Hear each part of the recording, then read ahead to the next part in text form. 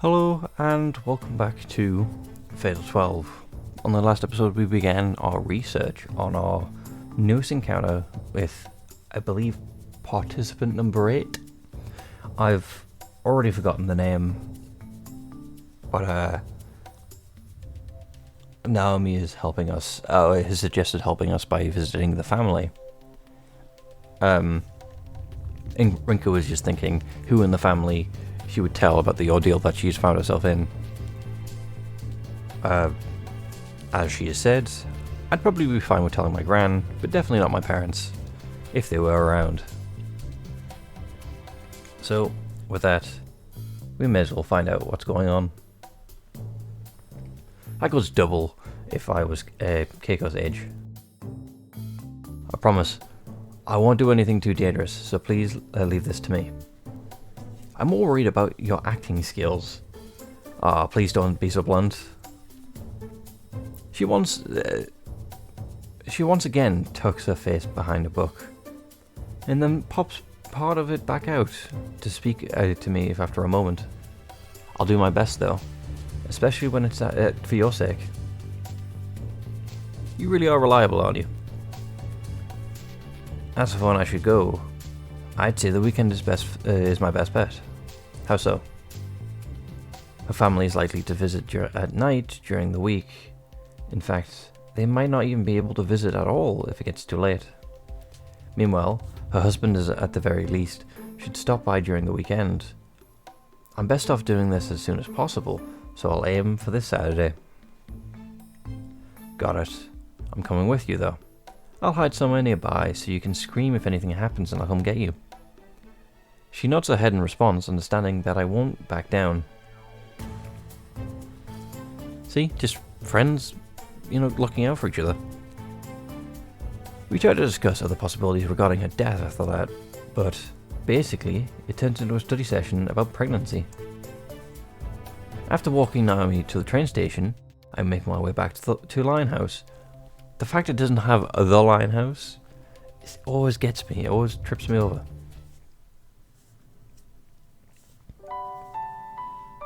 I have to admit, I'm surprised by just how fruitful our efforts today have been. It goes to show how little I've been thinking about divine selection before talking to Naomi about it. It's got me to question my own life. I still can't say for sure whether or not it's right of me to want to survive. I mean, that's just instinct, really. It's the driving force that's kept the species going for forever. However, I can say with certainty that I don't want to leave my friends and my family upset over my death. That's enough motivation for now. I'm sure Keiko has the same resolve pushing her forward. In fact, hers is probably stronger considering she has a child.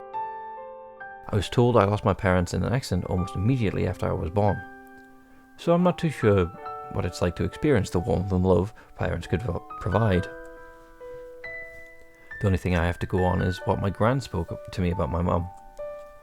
Her expression showed an entirely different kind of love from that she holds for her granddaughter. Okay, enough thinking for one day. The more I considered Keiko and her situation, the more empathy I could feel for her, which makes me think of her even more. What I should be doing right now is casting my emotions aside and gathering as much information as possible. Even Naomi is pushing herself to do what she can for my sake. The last thing I want is to let that go to waste. My priority right now should be to get some rest. Thus I crawl into bed and close my eyes. Yeah, emotions can make decisions like this very difficult. After school, Naomi and I come back to Linehouse together. Keiko never approached me again after that one night. She probably realized that I now know her name. Right, I assume she's aware of the potential risk of approaching you again thanks to that too. Let's do this. Leroy Jenkins. After I ensure that my book is in my bag, I guide Naomi to the hospital. By the time we reached the lounge, I realized that I never even did ask Naomi how she did plan to approach Keiko's family. Even without me there, it doesn't change the fact that she's just a random high schooler to them. I highly doubt that they'll be willing to share private information with a stranger like that. Fortunately, the lounge is on the same floor as Keiko's room, so I'll be able to hear Naomi scream should anything go wrong while I wait. She isn't quite as clumsy and shy in front of me anymore, but this is Naomi we're talking about. I can't help but worry about her. I know that she said she'd do her best for my sake, so I'll trust her. After some time passed, a man in his late 30s passed by me. I assume it's Keiko's husband, and I try to avoid eye contact. I move my gaze to the outside window, waiting for his footsteps to fade. Brinker? You stalled me. Being approached from behind like that causes me to yelp, but no one seems to pay me much mind. Naomi's voice sounds somewhat gloomy. Welcome back, how did it go? My heart's about to explode for one. For an actual information, most of what I learned will only help us to narrow down the possible causes. So you didn't learn anything specific? Right. It seems like she's always had a frail disposition, but no particular diseases to speak of. However, she'd been entering preterm labor on a consistent basis, which eventually led to a premature birth via emergency C-section. So I would assume blood loss, because obviously C-sections you are cut open. The child had to be admitted afterwards, so both of them have been in the hospital for close to 3 weeks now. That overlaps with the timing of the the divine election decision game. I keep mixing all these up, all these death games. The books we were reading yesterday mentioned preterm labor and premature birth. Premature birth is when the baby is born before the expected date, and preterm labor is when you enter the first stage of labor earlier than you should. The mother suffers from constant pain and bleeding during this, so she has to be kept as idle and relaxed as possible. I guess things took a turn for the worse, which led to her needing a C-section. How did you manage to get that much out of them in the first place? I told them a little while lie. Her tone is more hushed than usual. It's probable why she seems a bit gloomy afterwards. I told them that I noticed her when... I told them that I noticed her whenever I'd come here to visit my friend, who'd also been hospitalized. I said I was worried about her, but I felt it would be rude to ask her about her situation directly. I also said I would bring her some flowers soon. That eventually led them to telling me that what I just told you. Naomi. It looks like she's ready to cry. I mean, I'd say good work, personally. I know it's obviously not a fan of lying, but... She provided information from Keiko's family for the express purpose of eliminating her. Knowing what kind of person she is, there's no doubt she's beating herself up over it. All I can do is grit my teeth. She did this for my sake, so I can't even give her half-hearted consolation. Figuring it'd be too risky to discuss things further, we make our way back to the Linehouse.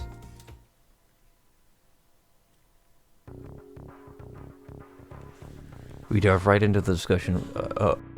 We dive right into discussing her cause of death upon our return. I wouldn't call it a bright conversation. Hardly surprising, but both of us make sure not to comment on it. I read yesterday that premature birth and C-sections place a significant strain on the mother as well, which, with a frail disposition, would definitely be an issue. She might not have had any notable diseases, but she still had a frail disposition. Put two and two together and blood loss seems most likely. That's what I said. The book doesn't react. I can't tell if that's because I'm wrong or if it's because I'm not going through the proper procedures with the correct information. I was pretty confident in the conclusion after discussing things with Naomi too. No reaction. Does that mean we were wrong then? I'm fairly certain her family would have been beaten about the bush if she had a specific condition, though. What? Beaten about the bush?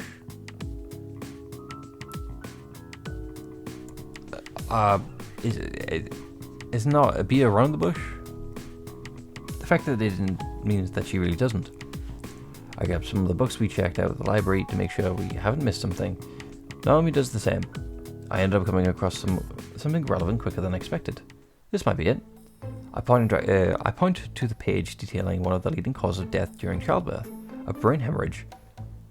Unexpected. Both in-game and... Assuming this is real life knowledge, I wouldn't have known that. It described as being caused by an artery in the brain bursting, which leads to internal bleeding in the surrounding areas. Not only does it impact your senses and concussions, but it leads to death should a tumor become too big enough to put significant stress on the brainstem. The reason this can kill you is that the brainstem regulates the central nervous system, making one of the most vital parts of your body. Most cases of death during childbirth can typically be traced back to this. That makes a lot of sense, actually. Educational. Oh, it started shining. Wait, really? I can't see anything. And magic trick, you just pull out another card in front of Nami. I just realized there's someone who's not taking this seriously in the divine selection. Just smugly walking up to an opponent and just saying, "Is this your card?" As if a street performer and or street magician. My book starts to shine almost immediately after I come across that information. Naomi doesn't seem to be able to see it, so I explain what it does when you successfully turn the information into a card. The light congregates once again and gives birth to a new card. Is it a regret or cause death? Oh, there it is. I guess it's because we know all the details around the event. Like, for example, we died in a fire. Yes. But, like, and we know it's because of a bomb. But is it because we don't know the purpose of the bomb? Because obviously we would assume terrorism. But because we don't know what the assailant's purpose of is it just like to cause chaos, or is it to make a statement, or is it like to specifically kill a person regardless of bystander victims and all that? That's why maybe that's why we don't know our own death. I guess she can see the card itself and what's written on it, though just like other things I possess. I assume it's got something to do with the fact that giving them a physical form means their existence becomes reality. I place the card on the table so she can read it. Written on it is the numeral 8, cause of death, a brain hemorrhage. Ah, this is it, huh? This killed her. She gave birth to a child only to die of a brain hemorrhage. I mean, on trying to turn this positively, she succeeded in giving birth. That's something that she should be praised for. She managed to go through with it and bring life into the world. Obviously, on the sad side of it, it was at the cost of her own life. The fact that her child is in the hospital means that the birth wasn't undone at the beginning of the divine selection. Yeah, because it was just a brain hemorrhage. In that case, it means it's safe to assume that Keiko didn't die during the process, but sometime after. I can say I feel pleased, having made some progress. In all honesty, I'd actually say I feel worse now, having learned the circumstances behind her death. Naomi likely feels the same way.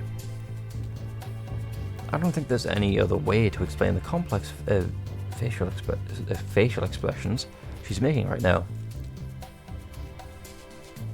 I have to be I have to be the one to break the awkward silence. We should find out her regret while we're at it. Now, this is where things get difficult, because what if she hates the child for some reason, for some whatever no reason. I noticed that I've stopped referring to her by name. I mean, that's probably the safest thing to do, right? Dehumanize the person you're trying to kill, because you're trying to kill them. Let's be fair. Worst thing I can do is let myself feel any attachment to her. I know for a fact that I'll regret things later down the line if I do. Yep. That's pretty much it, really. It's the only thing you can do. This is what happens when you learn circumstances behind someone's death. Well, there's no arguing that it's related to a child, at least. Is she worried about its future? The book doesn't react. Playing the guessing game won't get us anywhere. I agree. We should make our way back to the hospital. Not today, because that's kind of suspicious, isn't it? I think the more you are obvious about it, somehow we make it all the way over there without considering the notion that there's no way they'll let strangers in to see the newborn. Neither of us are too surprised, though. Sorry. Part of me realized this would happen, but we might need to go about another way. But you say the next round is tomorrow night, right? It is already? We've gone through a week? Interesting, okay. If we miss our opportunity, then it's likely that both of us and the other participants will be working even harder to find out more information. We should do as much as we can now. I know you're right, but I get where she's coming from. None of the other participants have approached me so far, so right now, I'm best off focusing on her, both in terms of efficiency and to prevent my own info being dug up. It's 7 PM, so visiting hours will end in an hour. 8 PM is that usual for a hospital? Because that seems a bit late, personally. Anyway, we won't be able to stick around for much longer. I honestly have no idea what else we could try. I'll speak with her personally. She may suspect me, but I'll do what I can to pass myself off as someone else. She tells me to wait here, and she gets up, ready to run off. I try to stop her, but all I can do is cause her to trip over her own feet. Well, that's our fault. Sorry. Fortunately, the fall brings her back to her senses. I tend to act impulsively, and it looks like Naomi is the same way. In fact, she might even be worse than me.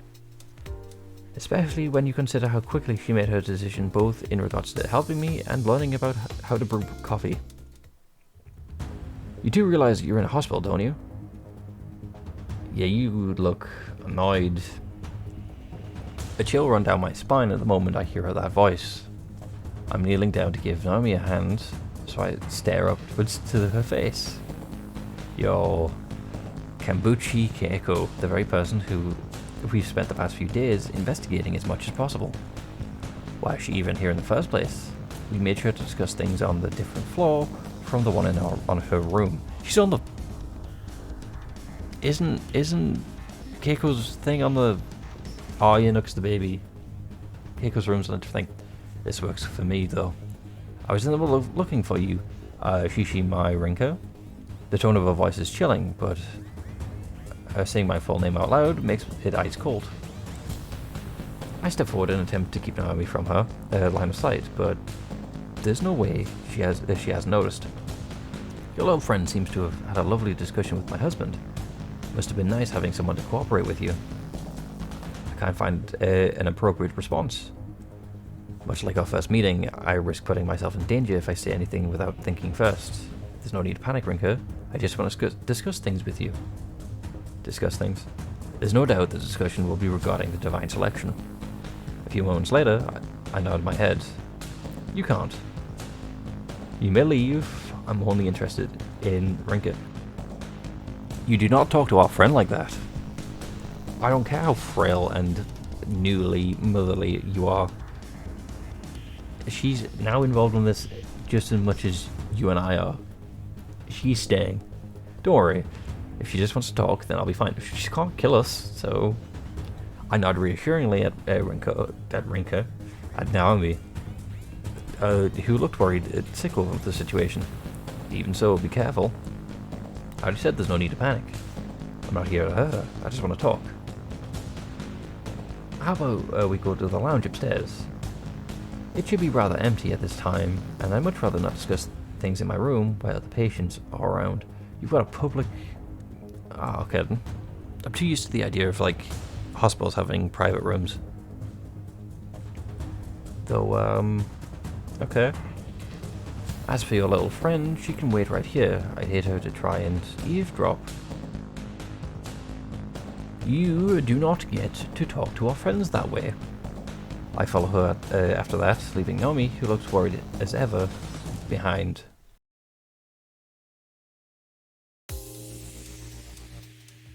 Once we reach the lounge, she directs me to take a seat and walks off. She returns shortly therefore after, and I can a can of coffee and a bottle of water in her hand. A can of coffee? I guess that's what those stereotypical anime things. I don't know if it is a thing in Japan. I don't even know if it's a thing elsewhere in the world. Yeah, take it. I accept the coffee, unable to hide my surprise. There must have been a vending machine close by. But should I really take this when she's actually technically the enemy? I mean, yeah, but it's a battle royale. You can have truces. Don't worry, it isn't poisoned. You can't die anyway. We might be in a pretty unbelievable situation right now, but that doesn't change the fact that those kind of substances are rather difficult to come by. That's not what Relax, I understand.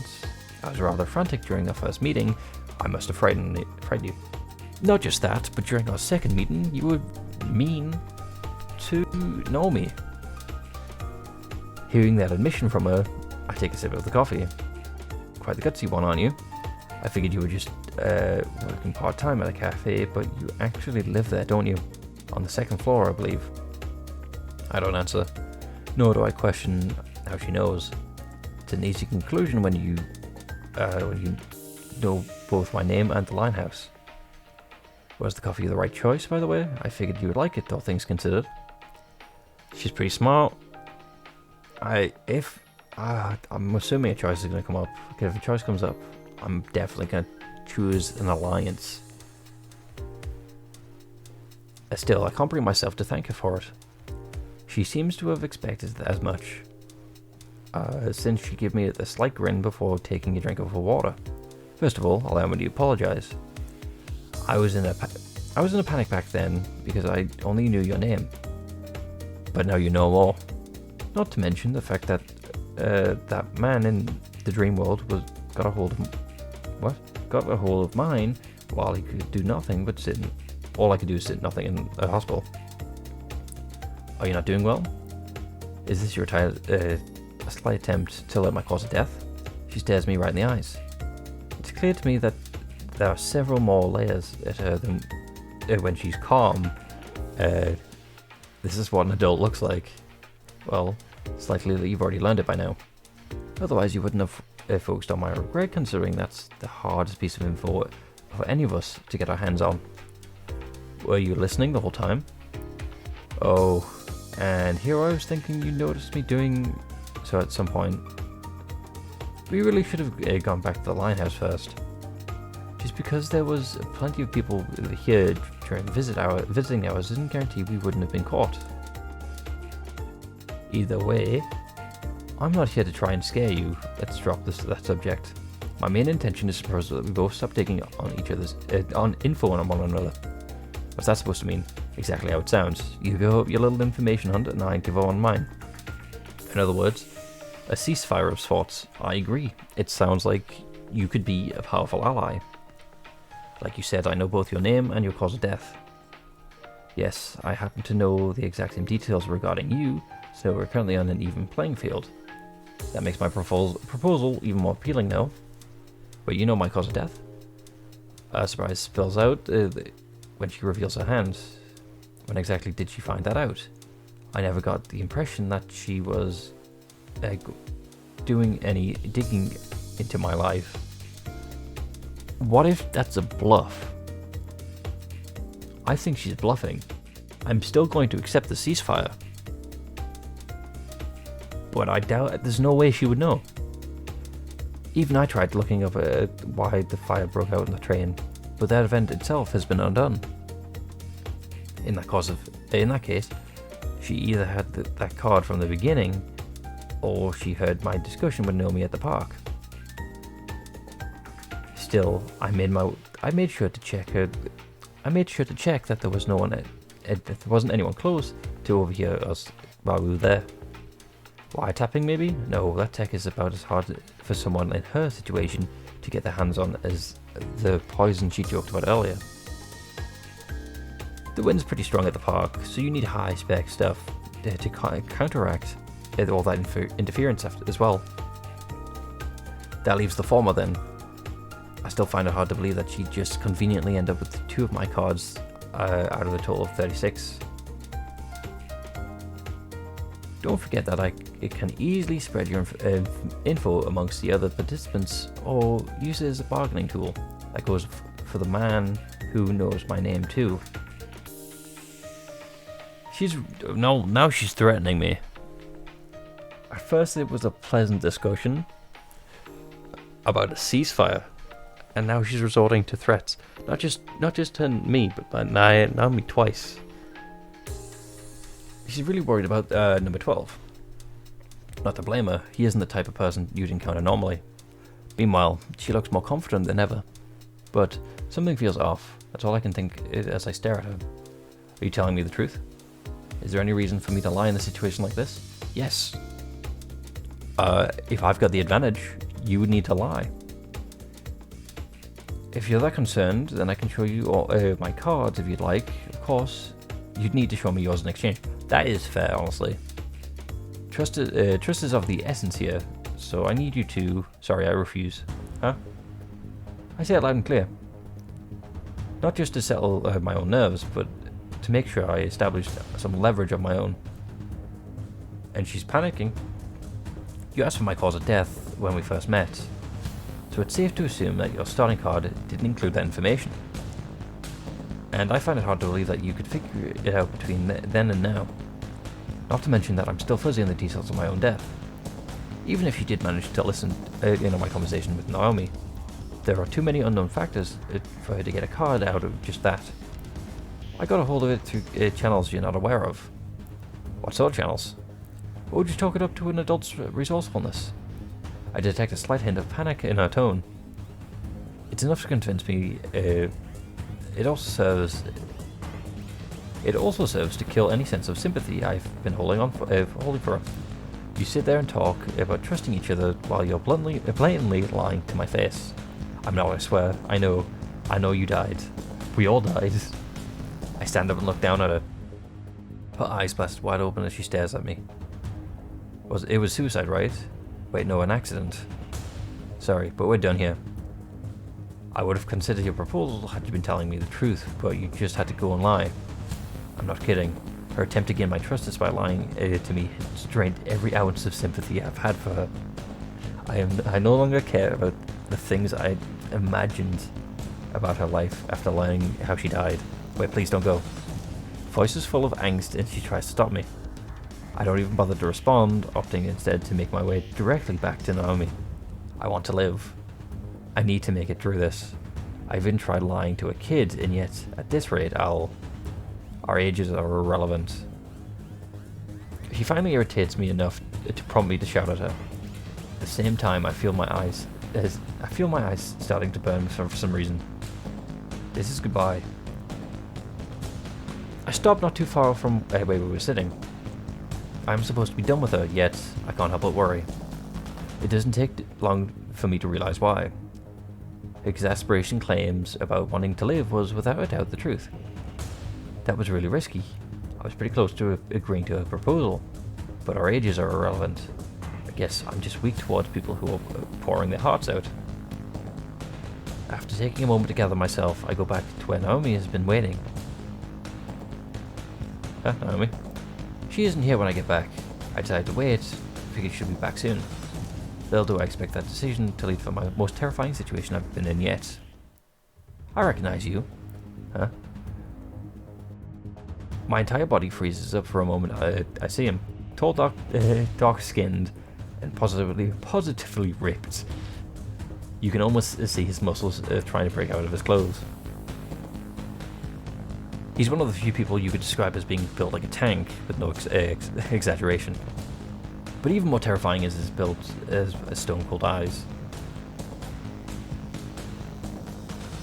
You see him twice before in the dream world, but I don't know why I said you. I've. But seeing him here in the real world drills home how irregular a man like this is. I think for that, we should call it there, because we're stuck between two different participants. And it sounds like... I'm gonna guess that this man has proposed that number 8 were to either eliminate someone or be eliminated. Both of them benefit this man, since obviously he's number 12. He goes last, he has the final say. So with that, I'm going to call it there, honestly. Hopefully you've found this interesting, and hopefully I can see you in the next one. With that, goodbye.